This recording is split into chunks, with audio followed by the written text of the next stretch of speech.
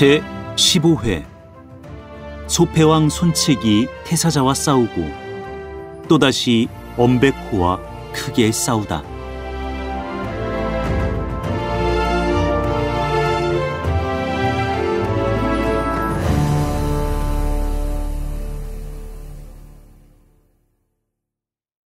장비가 칼을 빼어들고 스스로 목을 찔러 죽으려 하니 현덕은 곧 달려들어 그를 껴안고 칼을 빼앗아 땅에 던졌다. 옛 사람도 형제는 수족 같고 처자는 의복 같다라고 했다. 의복은 찢어지면 깊기라도 하려니와 수족이 끊어진 것이야 어떻게 다시 있는단 말이냐. 우리 세 사람이 도원에서 결의할 때 한날 한시에 태어나지는 못했어도 다만 한날 한시에 죽기를 원한 것 아니더냐. 지금 성지와 가곤을 잃었다고 해서 어찌 차마 동생을 중도에서 죽으랄 수 있겠느냐. 하물며 서주성으로 말하면 본래 내 것이 아니오. 가곤으로 말하더라도 지금 비록 적의 수중에 들었다고는 하지만 여포가 모해하진 않을 것이니 차차 방도를 차려서 구해낼 수 있을 것이다. 그런데 내가 한때 실수했다 하여 아까운 목숨을 버리려 하니 이것이 될 말이냐. 이렇게 말을 마치고 대성통곡을 한다. 관우와 장비도 자연 감동해서 다 함께 울었다. 이때 원술은 여포가 서주를 엄습해 들었다는 소식을 듣자 밤도와 사람을 여포에게로 보내서 군량미 5만 곡과 말 500필과 금은 10,000양과 채단 1000필을 줄 터이니 유비를 협공하자고 했다. 여포는 그 말에 혹해서 고순에게 명을 내려 군사 5만 명을 거느리고 가서 현덕의 배후를 엄습하게 했다. 현덕은 이 소식을 듣자 굳은 비가 내리는 틈에 군사를 거두어 우위를 버리고 동으로 가서 광릉을 취하려 했다. 그래서 고순이 군사를 거느리고 우위에 당도했을 때는 이미 현덕이 떠나간 뒤였다. 고순이 기령을 만나보고 언약한 물화들을 달라고 청하니 공은 일단 돌아가오. 내가 주공을 만나 뵙고 말씀을 올려보리다 하고 기령이 말하므로 고순은 기령과 작별한 다음 곧 회군에 여포를 보고 기령이 하던 말을 전했다. 여포가 듣고서 의심하고 있을 때 문득 원술에게서 서찰이 왔다. 펴보니 그 사연인즉 대개 이러했다. 고순이 비록 오기는 했으나 유비를 아직 없애지는 못했으니 앞으로 유비를 잡으면 그때 약속한 물건들을 보내겠노라. 여포가 신의를 저버린 원술의 일이 노여워 곧 군사를 일으켜 그를 치려고 하니 진궁이 말렸다. 그건 안 됩니다. 원술이 수춘에 자리 잡고 앉아서 군사는 많고 군량은 넉넉하니 결코 우습게 대할 것이 아니옵니다. 차라리 현덕을 청해 소패성에 진을 쳐서 우리의 우익으로 삼는 것이 좋겠습니다. 그래서 뒷날에 현덕을 선봉으로 삼아 먼저 원수를 취하고 다음에는 원소를 취하고 보면 가히 천하를 종용할 수 있으리다. 여포는 그 말을 듣고 사람에게 그로를 주면서 현덕을 맞아오게 했다. 한편 현덕은 군사를 이끌어 동으로 나가서 광릉을 치던 중 또 원술에게 겁체를 당해 군사를 태반이나 잃고 다시 돌아오는 길에 마침 여포가 보낸 사자를 만났다. 현덕은 사자가 올리는 그로를 보고 심히 기뻐했다. 관우와 장비가 여포는 의리 없는 놈이라 그 말을 믿을 수 없습니다 하고 말했으나 현덕은 그가 호의를 가지고 나를 대해주는 터에 무엇을 의심하겠나 하고 마침내 서주로 갔다. 여포는 현덕이 혹시 의혹을 품지나 않을까 해서 먼저 사람을 시켜 현덕의 가곤을 돌려보내줬다. 감, 미 두 부인이 현덕을 보고 그간 여포가 자기들이 있는 처소에 아무도 들어오지 못하게 하느라고 군사를 보내서 대문에 파수를 세워주었다는 것과 매양 시척을 시켜서 소용되는 물건들을 보내주어 아무 부족을 느끼지 않았다고 낱낱이 말했다. 현덕은 관우와 장비를 돌아보며 여포가 내 가곤을 해치지 않을 줄을 내 알고 있었네 하고 곧 여포에게 치사하러 성으로 들어갔다. 그러나 장비는 여포에게 원한을 품고 있었으므로 따라 들어가려 아니하고 먼저 두 형수와 함께 소패로 가버렸다. 현덕이 성에 들어가 여포를 보고 살해하니 여포가 말했다. 네, 본래 성을 뺏으려고 했던 게 아니오. 다만 영재 장비가 취중에 살인하기에 혹시 큰일이나 저지르지 않을까 염려가 돼서 잠시 내가 지켜드리려고 왔다는 것이오. 현덕이 비는 형장기에 서주를 사양하려 생각한 지가 오래입니다. 하고 말하니 여포가 생각은 없으면서도 현덕에게 도로 받으라고 사양한다. 그러나 현덕은 극력 사퇴하고 소패로 가서 군사를 진쳤다. 관우와 장비는 종시 분이 내려가지 않았다. 그러나 현덕은 이렇게 말했다. 몸을 굽혀서 제 분수를 지키고 때를 기다려야지. 결코 운명과 다툴 것이 아니니라. 여포는 그에게 또 군량과 채단 등속을 보내줬다. 이로부터 얼마 동안 두 집이 서로 화목하게 지냈는데 그 이야기는 더 하지 않는다. 한편 원술이 수춘에 수하 장수들을 모아놓고 크게 잔치를 벌이고 있는데 사람이 들어와서 보고한다. 여강 태수 육강을 치러 갔던 손책이 승전하고 돌아왔소이다. 원술이 곧 불러들이라 해서 손책이 들어와 당하에서 절하니 원술은 그의 수고를 위로하고 자기 곁에 자리를 주어 연석에 참여하게 했다. 원래 손책은 부친을 잃은 뒤에 강남에 물러앉아 예를 극진히해서 널리 인재를 구해드렸었다.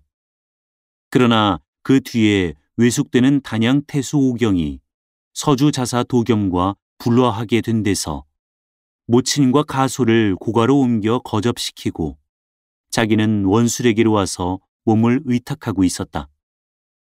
원술은 그를 심히 사랑해서 매양 내게 솔랑과 같은 아들이 있다면 죽는다고 무슨 한이 있으랴 하고 탄식했다. 원술이 그를 회의 교위로 삼았는데 먼저는 군사를 거느리고 가서 경현의 태사조랑을 치게 했더니 싸움에 이겼으므로 그가 영용한 것을 알고 다시 육강을 치게 했던 것인데 이번에도 승전하고 돌아온 것이었다. 그날 연석이 파해서 손책은 자기 영체로 돌아왔다. 그런데 그는 연석에서 원술이 자기에 대해 거드름을 부리던 일을 생각하자 마음이 심히 괴로웠다. 혼자 달 아래에 뜰을 거닐며 그렇듯 영웅이었던 부친 손견의 생각, 자기가 윤락해서 이 지경에 이른 것을 생각하고 저도 모르게 울음이 터져나와 통곡했다. 그러자 홀연 한 사람이 밖에서 들어오더니 낄낄 웃으며 말한다. 백부는 어찌하여 우시오? 선장께서 살아 계실 때는 나를 많이 쓰셨습니다. 백부께서 만약 혼자서 결단 못할 일이 있으면 내게 물어보실 것이지 왜 혼자 울고만 계신단 말이오. 손책이 눈을 들어보니 그는 단양 고장 사람으로서 성은 주, 이름은 치, 자는 군린이 손견 수하의 종사관으로 있던 사람이다. 손책이 눈물을 거두고 그를 자리로 청해 내가 우는 것이 다만 선친의 뜻을 잊지 못하는 게 한이 돼서 그러오 하고 말하니 주치가 그러면 원공로에게 말해서 오경을 구원하러 간다 핑계하고 군사를 빌린 다음에 강동으로 가서 대업을 도모하려 할 것이지 이렇듯 남의 밑에서 천대만 받고 지낼 것이 무엇이오 하고 일러준다. 이렇듯이 두 사람이 일을 의논하고 있을 때 한 사람이 갑자기 들어오며 소리쳤다. 공들이 의논하시는 속을 내가 다 알고 있소. 내 수하에 정병 100명이 있으니 백부의 한 팔이 되어 도와드릴까 하오. 손책이 보니 그는 원술 수하의 모사로 연암 세양 사람이라 성은 여, 이름은 범, 자는 자영이다. 손책이 크게 기뻐해 그를 곧 한자리에 청해서 함께 일을 의논하는데 여범이 그러나 원공로가 군사를 빌려주려 하지 않을 테니 그게 걱정이오 하는 것을 손책이 내게 선친께서 간직하셨던 전국 옥새가 있으니까 그것을 잡히고 군사를 빌려볼까 합니다. 하고 제 생각을 내놓으니 여범이 듣고 동의한다. 그건 공로가 전부터 욕심내던 곳이오. 그것을 잡히면 필시 군사를 내어줄 것입니다. 세 사람은 의논이 정해졌다. 이튿날 손책은 원술에게 들어가 보고 엎드려 울면서 말했다. 제가 선친의 원수도 아직 못 갚았는데 이제 또 제 외숙 오경이 양주자사 유효의 핍박을 받고 있으니 이를 어쩝니까? 제 노모와 가솔이 다 고가에 있으니 필시 모두 해를 입고 말 것입니다. 제가 웅병 수차만 빌려 강을 건너가서 식구들의 환난도 구해주고 근친도 하고 싶은데 혹시나 명군께서 믿지 않으실까 해서 선친이 남겨두신 옥새를 일시 명군께 맡기려 하옵니다. 원술은 옥새가 있다는 말을 듣자 곧 달래서 보고 크게 기뻐했다. 내가 자네 옥새를 가지고 싶어서 그러는 게 아닐세. 자네가 그렇게 말하니 그럼 일시 내가 맡아두기로 하겠네. 군사 3,000명과 말 500피를 자네에게 빌려주는 게니 평정한 뒤에는 속히 돌려주게. 그리고 자네 관직이 낮아서 권리를 행사하기 어려울 것이라 내가 천자께 자네를 절충교위 진구장군으로 봉해 주시도록 표주하겠으니 곧 나를 정해서 군사를 거느리고 떠나도록 하게. 손책은 절을 하여 살해하고 군마를 점고해 주치, 여범과 구장들인 정보, 황계, 한당 등을 거느리고 태길에서 기병했다. 손책이 역양에 이르렀을 때 한때의 군사가 들어왔다. 앞장선 사람은 용모가 아름답고 의표가 단정한데 손책을 보자 말에서 내려 절을 한다. 손책이 자세히 보니 그는 곧 여강 서성태생으로 성은 주, 이름은 유, 자는 공근이다.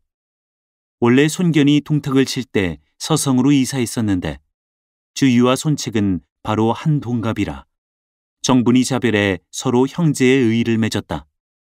손책이 주유보다 생일이 2달 앞섰던 까닭에 주유는 손책을 형으로 섬겼다. 그런데 주유의 삼촌 주상이 단양 태수가 돼서 주유가 이번에 근친하러 가다가 이곳에 이르러 손책과 서로 만난 것이었다. 손책은 주유를 보고 크게 기뻐해 진정을 털어서 호소했다. 주유가 곧 제가 견마의 수고를 다해서 형님과 함께 대사를 도모하고 싶습니다.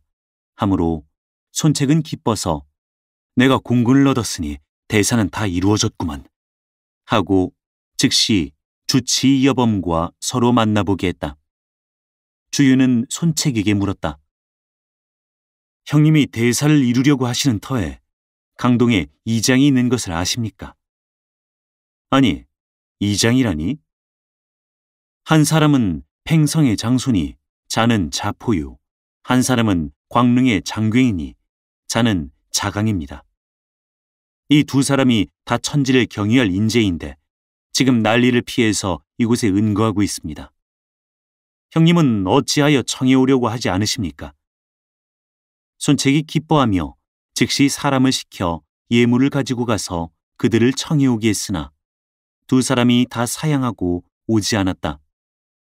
손책은 친히 그들을 찾아가서 함께 이야기해보고 크게 기뻐해 굳이 청하니 두 사람이 그제야 허락했다.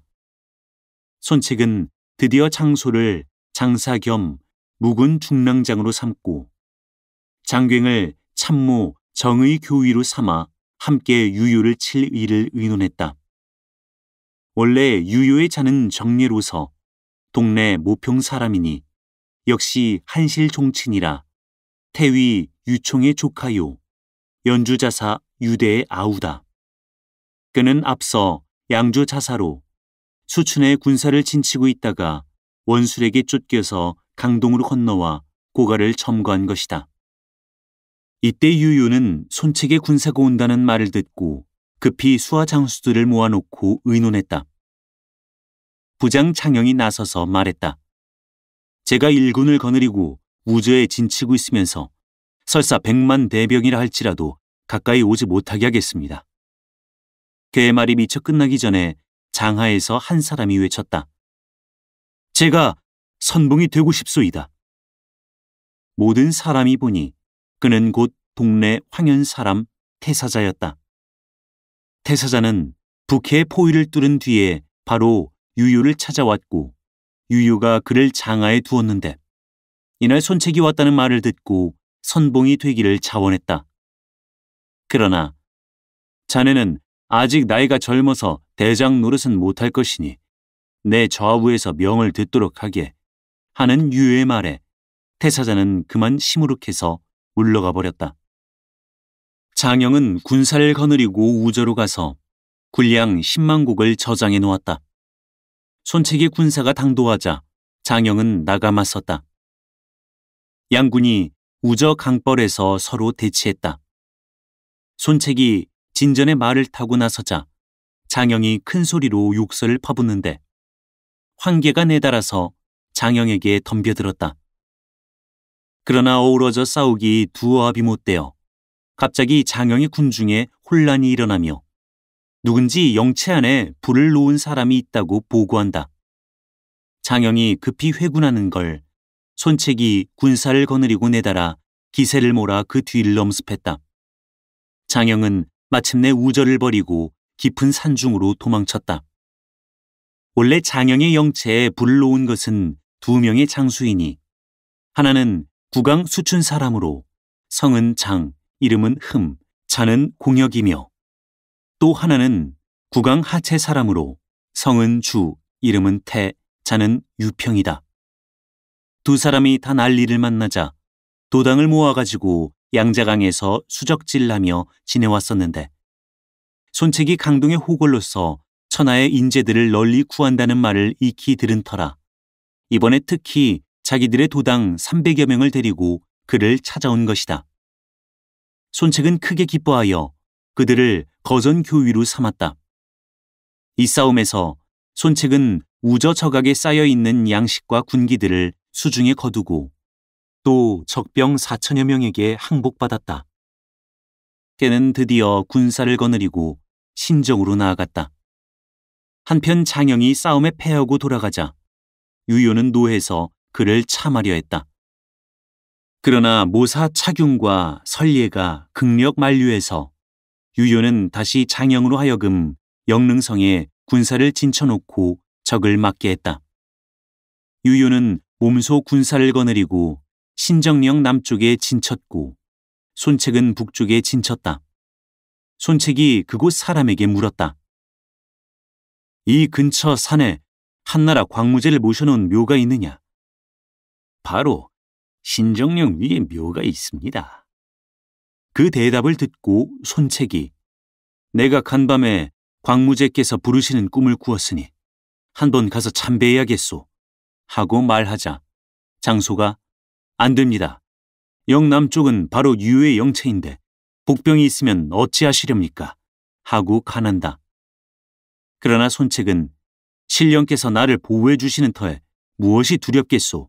하고 갑옷을 입고 투구를 쓰고 창을 들고 말에 올라 정부, 황계, 한당, 장흠, 주태 등 13명 장수들만 거느리고 영체를 나서서 영으로 올라가 광무제묘에 분향하는데 말에서 내려 참배하고 나자 앞으로 나가 무릎을 꿇고 속으로 빌었다. 만약에 손책이 능히 강동에서 대업을 세우고 죽은 나비의 기업을 다시 일으킬 수 있사오면 곧 묘우를 중수하고 사시의 제사를 드리오리다. 빌기를 마치자 묘에서 나와 말에 오르며 수하장수들을 돌아보고 말했다. 마루터 위로 올라가서 유의 영체를 좀 엿보고 갑시다. 여러 장수는 모두 반대했다. 그러나 손책은 듣지 않았다. 그래서 다 함께 영마루로 올라가 남쪽의 촌락과 숲을 바라봤다. 이때 복병이 어느 틈에 이것을 알아서 나는 듯이 유유에게 고했다. 이것은 필시 손책이 우리를 끼어내는 계책일 것이니 추격을 마라 하고 유유가 말하는 바 태사자가 펄쩍 뛰어 일어나며 이때 손책을 잡지 않고 다시 어느 때를 기다리겠습니까? 하고 유유의 장령도 기다리지 않고 부랴부랴 갑옷을 입고 투구를 쓰고 창을 들고 말에 뛰어올라 영체를 나서면서 담기 있는 자는 모두 나를 따라오너라 하고 큰 소리로 외쳤다. 모든 장수가 까딱도 않고 있는데 다만 한 소장이 태사자야말로 맹장이다. 내 따라가리다 하고 곧 말을 몰아서 그를 따라 나갔다. 모든 장수는 다 웃었다. 한편 손책은 유유의 영체를 반나절이나 살펴보고 나서 말머리를 돌렸는데 방금 영을 넘자 문득 영 위에서 누가 손책은 개 섰거라 하고 외치는 소리가 들린다. 손책이 고개를 돌려서 쳐다보니 장수 2명이 나는 듯이 말을 몰아 영을 지쳐 내려오고 있다. 손책은 수화의 13기를 한 옆에 쭉 버려 세운 다음 자기는 창을 비껴잡고 영 아래 말을 세우고 그들을 기다렸다. 태사자가 큰 소리로 물었다. 누가 손책이냐? 너는 누구냐? 나는 동네 사람 태사자다. 손책을 잡으러 온 길이다. 손책이 껄껄 웃었다. 내가 바로 손책이다. 너희 둘이 한꺼번에 나 한 사람한테 달려든데도 내 겁내지 않는다. 내가 만약 너희를 두려워한다면 손백부가 아니니라. 너희들이 모조리 덤벼든데도 나 역시 겁내지 않는다. 태사자는 창을 비껴들고 말을 놓아서 바로 손책에게로 달려들었다. 손책은 창을 꼬나잡고 그를 맞았다. 두 필의 말이 서로 어우러져 싸우기 50합에 이르러도 승부가 나지 않는다. 곁에서 보고 있던 정보의 무리는 다 속으로 은근히 감탄하기를 마지 않았다. 태사자는 손책의 창 쓰는 법이 반점에 차착도 없는 것을 보고 손책을 꼬일 생각으로 거짓 패에서 달아나는데 먼저 오던 길로 해서 마루터기로 올라가지 않고 일부러 길을 돌아서 산 뒤로 말을 몰았다. 손책은 그 뒤를 따라오며 달아나는 건 호걸이 아니다 하고 크게 꾸짖었다.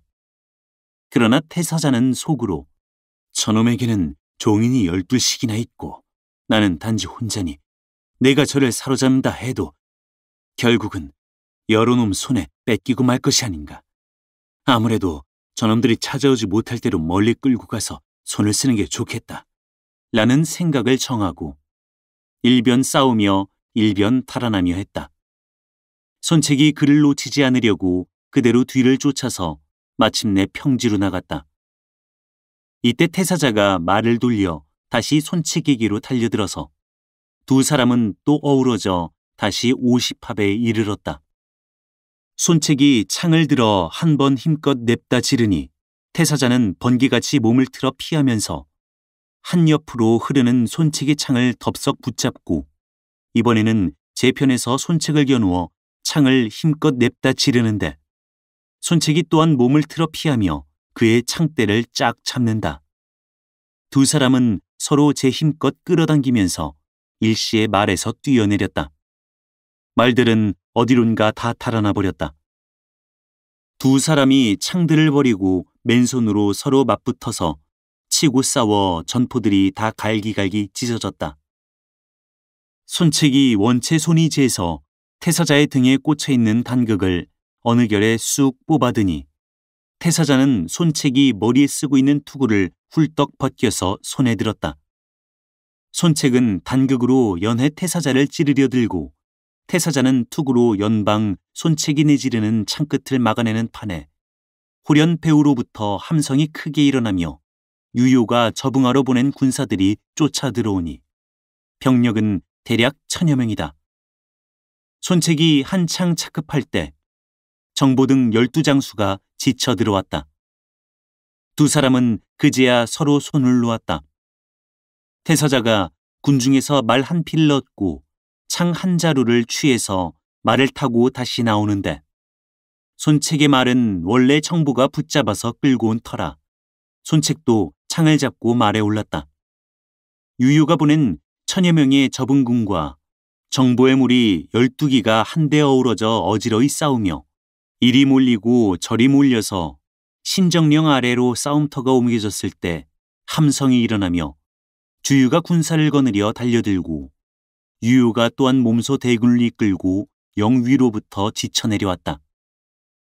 그러나 이때 날은 이미 저물어 황혼이 가까운 데다 바람 또한 크게 불며 비가 갑자기 퍼부어서 양편이 다 함께 군사를 거두었다. 그 이튿날 손책은 군사를 거느리고 유유의 영치 앞으로 나갔다. 유유가 또한 군사를 거느리고 나와서 맞는다. 양군이 진을 치고 나자 손책은 창끝에 태사자의 탄극을 매달아 진전으로 나와 군사들을 시켜서 태사자가 재빠르게 뺑소니를 쳤으니 말이지. 그렇지 않았더라면 꼭 죽었느니라 하고 크게 외치게 했다. 태사자가 또한 손책의 투구를 진전에 내다가 걸고 역시 군사들을 시켜서 손책의 대가리가 여기 있다 하고 소리치게 했다. 양군이 일제히 고함 지르며 이 편이 이겼다고 자랑을 하면 저편에서는 또 제가 세다고 뽐낸다. 태사자가 나서며 손책에게 한 번 승패를 결단하자고 싸움을 걸어서 손책이 나가려고 하는데 정보가 구태여 주공께서 나가실 것이 없습니다. 내 나가서 잡아오리다 하고 바로 진전에 나섰다. 태사자가 너는 내 적수가 아니니 어서 손책더러 나오라 하라 하고 말하자 정보가 대로에서 창을 꼬나잡고 말을 몰아 태사자에게 달려들었다. 두 필의 말이 서로 어우러져 30합을 싸웠을 때 갑자기 유유가 칭을 쳐서 군사를 거뒀다. 태사자가 유유를 보고 내가 막 적장을 사로잡으려는 판인데 어째서 군사를 거두셨습니까? 하고 물으니 유유가 대답했다. 탐마가 고하는데 주유가 군사를 거느리고 고가를 엄습하자 여강 송자태생의 진무, 자를 자열이라고 하는 자가 주유를 저붕해 드렸다네. 나는 이제 기업을 잃었으니 여기 오래 머물러 있을 수가 없게 되었네. 속히 말릉으로 나가서 설리의 차경의 군마와 합세에 가서 저붕해야 할까 하네. 태사자는 유유를 따라서 퇴군했다. 손책도 그 뒤를 구태여 쫓지 않고 군사를 거두는데 장사 장소가 계책을 올린다. 지금 적병이 주유에게 고가를 빼앗기고 싸울 생각이 없을 것이니 오늘 밤에 기습하는 것이 좋겠습니다. 손책은 그 말을 좇아서 그날 밤에 군사를 5길로 나누어 멀리 적을 쫓아 들어갔다. 유유의 군사가 그만 여지없이 패해서 산지 사방으로 흩어지고마니 태사자는 자기 혼자 힘으로 당해낼 길이 없어 수하에 다만 10여 길을 거느리고 밤도와 경현으로 달아났다. 이때 손책은 수하에 또 진무를 얻었으니 이 사람은 신장이 칠척에 얼굴빛은 누르고 눈동자는 붉으며 상모가 괴이했다. 손책이 그를 심히 경애해서 교위 벼슬을 내리고 선봉으로 삼아 설례를 치게 했다. 진무가 단지 10여 길을 거느리고 적진으로 돌입해 적의 머리 50여 급을 뱄으나 설례는 성문을 굳이 닫고 감히 나오지 못한다. 손책이 성을 깨뜨리려고 하는 판에 호련 탐마가 들어와서 유유가 차균과 합세에 우절을 취하러 갔다고 고한다. 손책은 대로에서 친히 대군을 거느리고 우저로 달려갔다. 유유와 차균 두 사람이 싸우러 나오자 손책은 유유를 대하여 내가 여기 왔는데 내 어찌하여 항복하지 않는가 하고 꾸짖었다. 유유의 배우로부터 한 사람이 창을 들고 내달았다. 그는 곧 부장 우미다. 손책이 그를 맞아 싸워서 새 합이 못되어 생금에 말머리를 돌려 진으로 돌아오는데 유유의 장수 번능이 우미가 사로잡혀가는 것을 보자 곧 창을 꼬나잡고 뒤를 쫓아 거의 따라서며 바야흐로 창을 들어 손책의 등 한복판을 겨누고 내질렀다. 이때 손책의 진에서 군사가 큰 소리로 뒤에 쫓는 놈이 있습니다 하고 외쳤다. 불이 나게 머리를 돌린 손책이 번능의 말이 바싹 뒤에 쫓아 들어오는 걸 보고 고함을 꽥 내질렀다. 그의 고함 소리가 벼락이 치는 듯해 번능은 기겁해서 말 아래 거꾸로 떨어지며 머리가 깨져 죽었다. 손책이 문기 아래로 돌아와서 겨드랑이에 끼고 온 우미를 땅에 던지고 보니 그 노임이 목숨이 끊어졌다. 이렇게 잠깐 사이에 한 장수를 옆에 껴서 죽이고 한 장수를 고함쳐서 죽이니 이로부터 사람들은 모두 손책을 소패왕이라 불렀다. 이날 유요 군사는 싸움에 크게 패해서 인마의 태반이 손책에게 항복했다. 수급을 벤 것만도 마녀급이다. 유요는 차균과 더불어 예장으로 달아나 유표에게 몸을 의탁했다. 손책은 군사를 돌려서 다시 말릉을 치러 갔다. 그가 친히 성 아래 해작가로 다가가서 선례에게 항복을 권하는데 이때 성 위에서 암전이 날아와 손책의 왼편 넓적다리에 꽂힌다. 손책은 벌떡 말에서 나가 떨어졌다. 수하 장수들은 급히 그를 구호해서 영체로 떠매고 들어가자 화살을 뽑고 상처에 금착약을 붙여주었다. 손책은 군중에 영을 전해 주장이 화살에 맞아서 죽었다고 헛소문을 내는 동시에 온 군중이 거상하게 하고 영체를 거두어 일제히 퇴군했다. 선례는 손책이 죽었다는 말을 듣자 그 밤으로 성중의 군사들을 모조리 일으켜 용장, 장영, 진횡과 함께 성에서 나와 그 뒤를 쫓았다.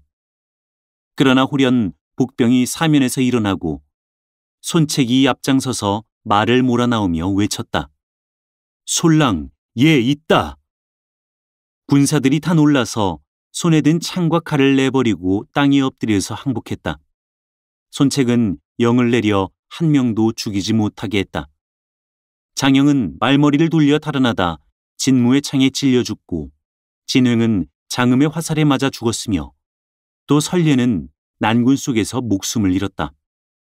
손책은 말릉에 들어가서 백성들을 난무한 다음에 다시 경연으로 진군하여 태사자를 잡으려 했다. 한편 태사자는 이때 건장한 장정 2천여 명을 불러 모아 수하 군사들과 함께 거느리고 바야흐로 유요의 원수를 갚으려 하고 있었다. 손책이 주유와 더불어 태사자를 사로잡을 계책을 의논했다. 주유의 말이 경연을 3면으로 치고 동문 하나만 남겨두어 그들의 도망할 길을 열어주고 성에서 25리 떨어진 곳에 세 길로 군사들을 깔아두면 태사자가 그곳에 이르러 사람과 말이 다 함께 지쳐서 사로잡히고 말 것이라 했다. 원래 태사자가 불러 모은 군사 태반이 산에서 나무하고 들에서 밭 갈던 사람들이라 도무지 기율을 알지 못하는 데다 경연성이 또 그다지 높지 않았다.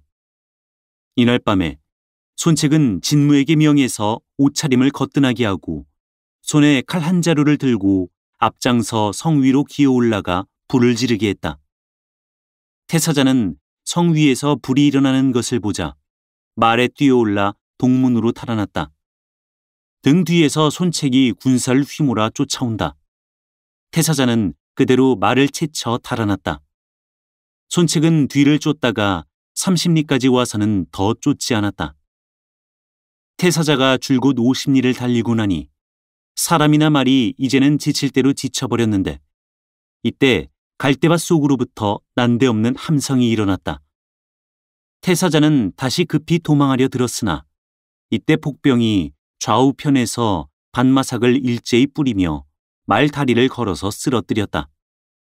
이리하여 태사자는 생금되어 대체로 암령됐다. 손책은 태사자를 생금해 온 것을 알자 친히 영체에서 나와 군사들을 물리치고 손수 그 묶은 것을 풀어주며 자기의 금포를 벗어서 그의 몸에 입혀주고 나서 영체 안으로 청해드렸다. 나는 자의가 대장 부임을 아오. 공과 같은 분을 대장으로 쓰지 않아서 이런 패배를 보시기엔 유효는 우둔하기 짝이 없는 자요. 태사자는 손책이 자기를 대접하는 품이 심히 후한 것을 보고 마침내 항복하겠다고 자청에 나섰다. 손책이 그의 손을 잡고 웃으며 말했다. 신정에서 우리가 서로 싸웠을 때 공이 만약에 나를 잡았더라면 살려두지는 않았을 것이오. 태사자도 웃으며 글쎄 모르지요 하고 말했다. 손책은 껄껄 웃고 함께 장중으로 들어가서 그를 상좌에 앉힌 다음 연석을 베풀어 환대했다. 태사자는 손책을 보고 말했다. 이번에 유군이 패해서 군사들의 마음이 다 그에게서 떠났으니 내가 가서 남은 무리를 수습해 명공을 돕게 할까 하는데 나를 믿어주시겠습니까? 그 말을 듣자 손책은 곧 자리에서 일어나 치사했다. 이는 진실로 내가 원하는 바입니다.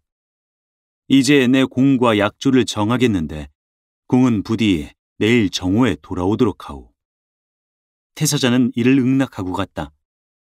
수하 장수들은 모두 태사자가 이제 가면 다시 오진 않을 것이옵니다 하고 말했으나 손책은 자의로 말하면 신이 있는 사람이라 결코 나를 배반하지 않을 것이오 라고 하니 여러 사람이 다들 그 말을 믿지 않았다. 그 이튿날 영문에 장대를 세워놓고 해 그림자가 옮기는 것을 살피는데 해가 바로 한가운데에 이르렀을 때 태사자가 군사 1000여 명을 데리고 영채로 돌아왔다. 손책은 크게 기뻐했고 모든 사람은 다들 손책이 사람을 알아보는데 감복했다. 이에 손책은 수만 군사를 거느리고 강동으로 내려가서 백성들을 위무하니 그에게로 찾아오는 자가 무수하다. 강동 백성들은 손책을 손랑이라고 불렀다. 손랑의 군사가 왔다는 소리만 들으면 모두 혼쭐이 빠져서 도망가곤 했으나 정작 손책의 군사가 온 뒤에 보니 그렇지 않았다. 원체 손책이 군사들을 단단히 단속해서 노략질하지 못하게 하기 때문에 닭 한 마리, 개 한 마리도 다치지 않으니 백성들은 모두 기뻐하고 고기와 술을 가지고 영채로 찾아가서 군사들을 위로했다. 그러면 손책은 또 그 탐내로 돈이며 피륙을 그들에게 나누어 주었다. 환성이 들에 깔렸다. 손책은 또 유효 수하에 있던 군사들에게 계속하여 종군하기를 원하는 자는 그대로 받아주고 군사 되기를 원하지 않는 자는 물품 등을 주어서 각기 고향에 돌아가 농사를 짓게 했다. 이리하니 강남 백성들이 손책을 높이 우러러 그 덕을 칭송하지 않는 자가 없었고 따라서 그의 세력이 크게 떨치게 됐다. 손책은 곧 모친과 숙부와 여러 아우를 고가로 맞아오고 큰 아우 손권은 주태와 함께 선성을 지키게 한 다음에 다시 군사를 거느리고 남쪽으로 오군을 치러 갔다. 그때 엄백호라는 자가 있어 자칭 동호덕왕이라고 하며 오군을 점거하고 저의 부장들을 보내서 오정과 가흥을 지키고 있었다. 이날 손책의 군사가 이르렀다는 말을 듣고 엄백호가 저의 아우 엄여를 내어보내 풍규에서 싸우게 했다. 엄여는 칼을 비껴들고 말을 내어 다리 위에 가 지키고 있었다. 군사가 중군에 이 소식을 보고해서 손책이 곧 나가서 싸우려 하는 것을 장병이 나서서 간했다. 대저, 주장이란 삼군의 목숨이 걸려있는 몸이니 조그마한 적과 싸우심은 너무나 경솔하십니다. 바라건대 장군은 자중하십시오. 그러나 손책은 선생의 말씀이 실로 금석과 같으나 내가 친히 나서서 시석을 무릅쓰고 싸우지 않으면 장사들이 영을 듣지 않을 것이라고 생각돼 그럽니다. 하고 한당에게 영을 내려 나가 싸우게 했다. 그러나 한당이 풍규에 이르렀을 때 장흥과 진무가 어느 틈에 작은 배를 몰아 강기슭으로부터 다리로 쳐들어오며 강언덕에 있는 적병들에게 활을 어지러이 쏴서 쓰러뜨리고 곧 몸을 날려 언덕 위로 뛰어오르자 닥치는 대로 쳐서 죽이니 엄여가 그만 군사를 물려 달아났다. 한당은 군사를 이끌고 그 뒤를 몰아치며 창문 아래까지 쫓아 들어갔다. 적병은 모조리 성 안으로 들어가 버렸다.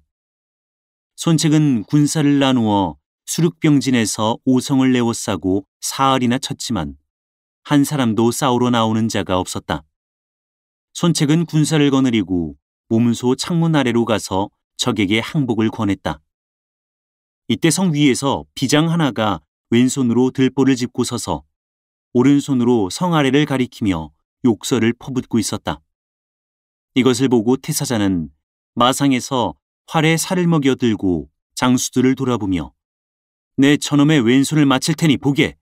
라고 하는데 말이 미처 끝나기 전에 시위 소리가 한 번 울리며 과연 바로 들어가 맞아서 화살은 적장의 왼손을 들보에 끼워 박아 놓았다. 성 위와 성 아래에서 이것을 보고 갈치하지 않는 자가 없다. 여러 사람이 그 비장을 구원해 성에서 내려가 보이자 엄베코는 깜짝 놀라 적의 군중에 이런 사람이 있으니 어떻게 대적해 보겠느냐 하고 드디어 화해를 구해보자고 의논했다.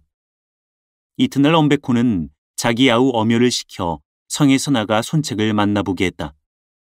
손책은 엄여를 장중으로 청해들여 함께 술을 먹는데 어느덧 술에 취해서 엄여에게 물었다. 백시 의형은 어떠하십니까? 장군과 강동을 반분하시겠다고 합니다.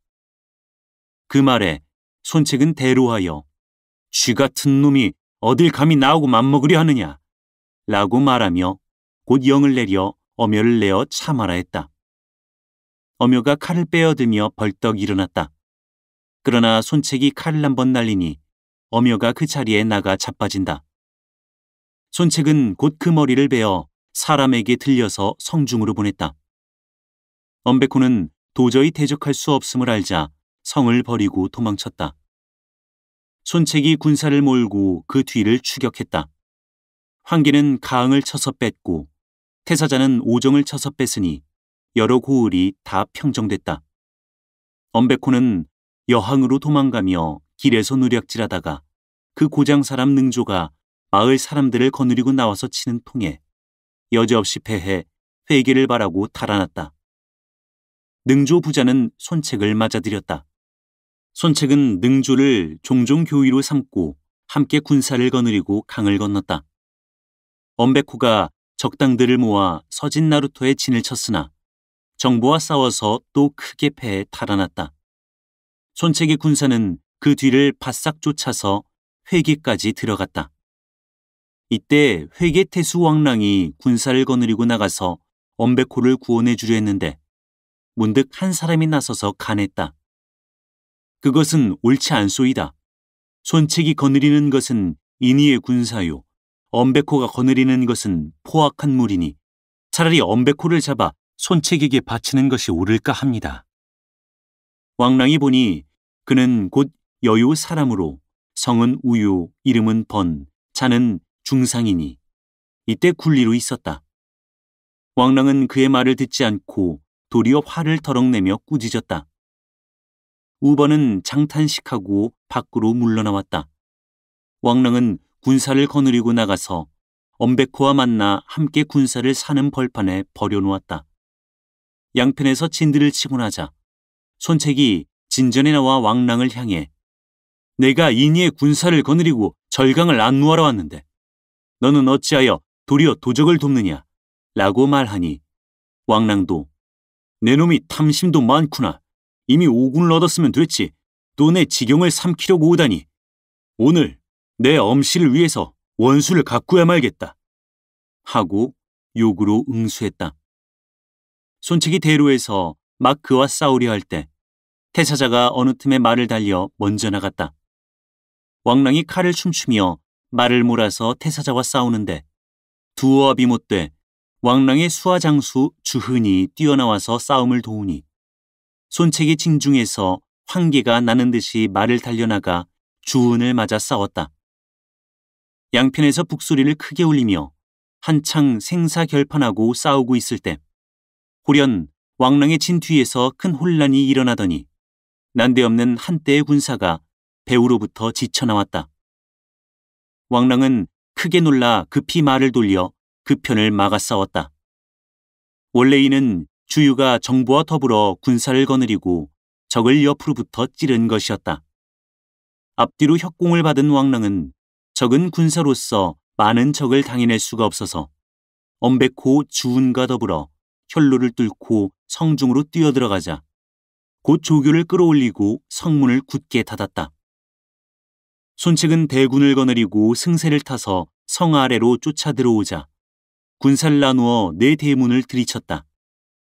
성중에서 왕랑은 손책이 성을 심하게 급히 치는 것을 보고 다시 한번 군사를 거느리고 나가서 죽기를 결단하고 싸우려 했다. 그러나 엄베코가 손책의 군세가 원체 크니 조카는 오직 방비를 엄하게 해서 굳게 지키고 나가지 마오. 이제 한 달이 못 가서 저희가 군량이 떨어져 제풀에 물러가고 말 것이오. 그때 적의 허한 틈을 찌르면 싸우지 않고도 적을 깨뜨릴 수 있으리다 하고 말해 왕랑은 그 말대로 회계성을 굳게 지키고 나가지 않았다. 손책은 수일을 이어 성을 쳤으나 성공하지 못하고 마침내 여러 장수와 의논했다. 손정이 왕랑이 지금 험고한 것을 믿어 성을 고수하고 있으니 조련이 함몰하지 못할 것일세. 회계의 전랑이 태반이나 사독에 있는데 그곳이 예서 수십리니 군사를 내어 그곳부터 점령하는 것이 좋겠네. 이것이 이른바 공기불비 출기불의라는 것일세 하고 계책을 일러준다. 손책은 크게 기뻐하며 숙부님 묘기올시다. 그렇게 하면 적을 쉽사리 깨뜨릴 수 있을 것입니다. 하고 즉시 영을 내려서 강문에 봉화를 피우게 하며 기대를 두루 꽂아 의병으로 삼고 그 밤으로 성을 내웠던 군사들을 거두어 남쪽으로 내려가는데 주공께서 대병을 한번 움직이시면 필시 왕랑이 성에서 나와 뒤를 쫓을 것이니 기병을 써서 이기도록 해야겠습니다. 하고 주유가 일러주니 내 이미 준비를 해놓았네. 성은 오늘 밤으로 우리 수중에 들어오네. 하고 군마를 거느리고 떠났다. 한편 왕랑은 손책의 군마가 물러갔다는 말을 듣자 친히 여러 사람을 데리고 성로 위로 올라왔다. 바라보니 봉화는 여전히 오르고 정기는 정연하게 꽂혀 있다. 의심이 나서 결단을 못하는데 주흔이 나서서 손책이 달아나면서 이 계교를 써서 우리를 속이려 든 것이니 곧 군사를 내서 뒤를 쫓읍시다 하고 엄베코도 동감을 표시했다. 손책이 이번에 사독으로 떠난 것이 아니겠소. 내 곧 수하 군사로 주장군과 함께 적의 뒤를 쫓겠소. 그들의 말을 듣고 왕랑이 말했다. 사독으로 말하면 내가 군량을 쌓아둔 곳이라 불갑을 방비를 내야겠소. 공은 군사를 거느리고 먼저 떠나시오. 내 뒤따라 곧 접응하리다. 엄베코는 주흔과 더불어 군사 5,000명을 거느리고 성을 나서서 손책의 뒤를 쫓았다. 초경 가까울 무렵에 성에서 20여리 떨어진 곳에 이르렀는데 호련 울창한 수림 속에서 북소리가 한번 크게 울리더니 횃불이 일제히 들려서 낫같이 박다. 엄베코가 깜짝 놀라 급히 말머리를 돌려서 달아나는데 한 장수가 앞을 썩 가로막는다. 화광 속에 보니 바로 손책이다. 주은이 칼을 춤추며 그에게 달려들었으나 손책에게 한 창에 찔려서 죽으니 남은 무리는 다 항복하고 만다. 엄베코는 간신히 혈로를 뚫고서 여항을 바라고 달아났다. 왕랑은 앞에 군사가 이미 패한 것을 알자 감히 성으로 도로 돌아가지 못하고 마침내 수하 군사들을 이끌고 해변 지방으로 달아났다. 손책은 다시 대군을 돌려 승전한 김에 회계성을 뺏어들고 백성들을 안정시켰다. 그 이튿날 웬 사람 하나가 엄베코의 수급을 가지고 와서 손책의 군전에 바쳤다. 손책이 만나보니 그 사람의 신장은 팔척이요 얼굴은 넓적하고 입은 컸다. 성명을 모르니 그는 회계의 여요 사람으로 성은 동, 이름은 습, 자는 원대라고 한다. 손책은 기뻐하여 그를 별부 사마로 삼았다. 이리하여 동로 각지가 다 평정됐으니 손책은 자기 숙부 손정이 이곳을 지키게 하고 주치를 5군 태수로 봉한 다음에 자기는 군사를 거느리고 강동으로 돌아갔다. 한편 손고는 주태와 더불어 선성을 지키고 있었는데 갑자기 산적대가 이를 일으켜서 사면으로 쳐들어왔다. 이때 밤이 깊어서 미처 막아볼 수가 없어 주태가 손권을 안아서 말에 태우자 수십 명 도적대가 칼을 휘두르며 달려들었다. 주태는 알몸으로 말도 못탔는데 칼을 들어 연달아 10여 명을 찍어 넘어뜨렸다. 그러자 뒤로부터 도적 하나가 창을 꼬나잡고 말을 몰아서 주태에게로 달려들었다. 주태는 그가 내지르는 창을 손으로 탁 잡으며 획 낚아채서 그자를 말 아래 거꾸로 때리고 창과 말을 뺏은 다음에 혈로를 뚫고 손권을 구했다. 나머지 도적들은 다 멀리 도망갔다. 주태는 온몸에 12군데나 창을 맞고 금창이 모두 염증을 일으켜서 목숨이 경각에 달렸다. 손책은 듣고 깜짝 놀라는데 이때 장하에서 동습이 나서서 말했다. 제가 일찍이 해적들과 싸우다 창에 맞아 여러 곳에 상처를 입었는데 마침 회계의 굴리 우번이 의원 하나를 천거해줘서 그에게 치료를 받고 보름 만에 나은 일이 있습니다. 우번이라니 우증상 말이오. 그렇습니다. 그는 현사요. 내가 써야겠소. 손책은 곧 장소더러 동습과 함께 가서 우번을 청해오게 했다. 우번이 오자 손책은 그를 정중히 맞고 공주라는 관직을 준 다음에 지금 의원을 구하고 있는 사정을 말했다. 우번은 듣고 나자 그는 바로 패국 조군 사람으로 성은 화, 이름은 타, 자는 원환이 참으로 당세의 신의입니다. 제가 가서 청해오겠습니다. 하고 가더니 하루가 못되어 데리고 왔다. 손책이 만나보니 그 사람이 동안 학발로 표현히 세상 밖에 난 듯한 풍모가 있다. 그래서 상빈으로 대하며 주태의 상처를 보게 했더니 화타는 이는 쉬운 일이옵니다 하고 곧 약을 써서 한 달 만에 고쳤다. 손책은 크게 기뻐하며 화타에게 사례를 후의하고 드디어 군사를 거느리고 가서 산적들을 소탕했다. 이리하여 강남 지방도 다 평정했다. 손책은 모든 유해처에 장수들을 보내 지키게 한 다음 한편으로는 표문을 써서 조정에 올리고 한편으로는 조조와 교분을 맺으며 또 한편으로는 사람을 원수레기로 보내서 글어를 전하고 옥새를 도로 찾아오게 했다.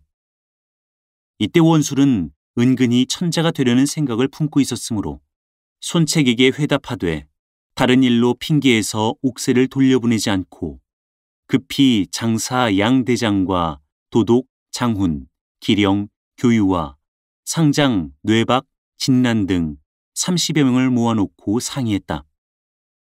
손책이 내 군사를 빌려가서 일을 시작해 오늘날 강동 땅을 모조리 수중에 넣었으면서 내게 보답할 생각은 하지도 않고 도리어 옥새를 찾으러 사람을 보냈으니 실로 무례하기 짝이 없소. 대체 어떤 계책으로 도모했으면 좋겠소. 원술의 말에 장사 양대장이 소견을 말했다. 손책이 지금 장강에 유해를 끼고 있는데 군사가 정의롭고 양식이 넉넉하니 쉽게 칠 수 없습니다. 지금 형편에는 유비를 먼저 쳐서 그가 전일에 까닭 없이 우리를 친 원한부터 갚은 후 손책을 치더라도 늦지 않을 것입니다. 내게 계책이 하나 있으니 그대로만 하시면 유비를 당장에 사로잡을 수 있사옵니다. 범을 잡으러 강동으로 가지 않고 교룡하고 싸우러 서주군으로 오는구나.